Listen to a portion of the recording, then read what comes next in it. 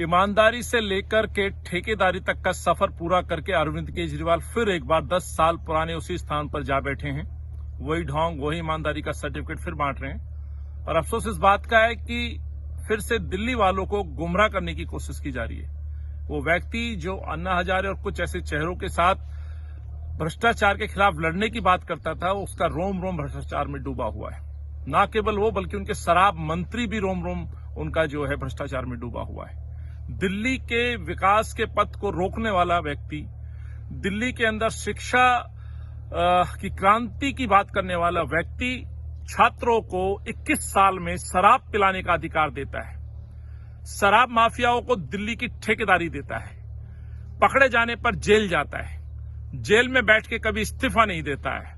बाहर निकलने पर एहसास होता है कि दिल्ली की जनता उनसे सवाल पूछ रही है, उनको माफ करने वाली नहीं है। फिर 10 साल पूर्व की भांति फिर वही बातें दोहराई जा रही हैं।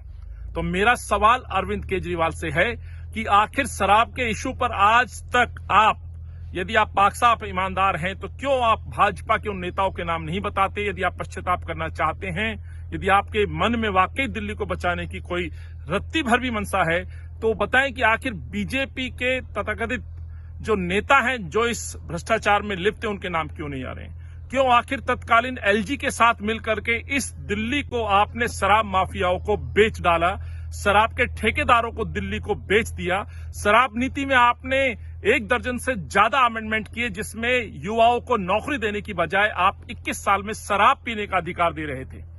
स्कूल खोलने की बात करने वाला व्यक्ति दिल्ली के हर चौक चौराहे पर जहां बच्चों की स्कूल की बसें रुका करती थी, वहां शराब के ठेके खोलने का काम कर रहा था।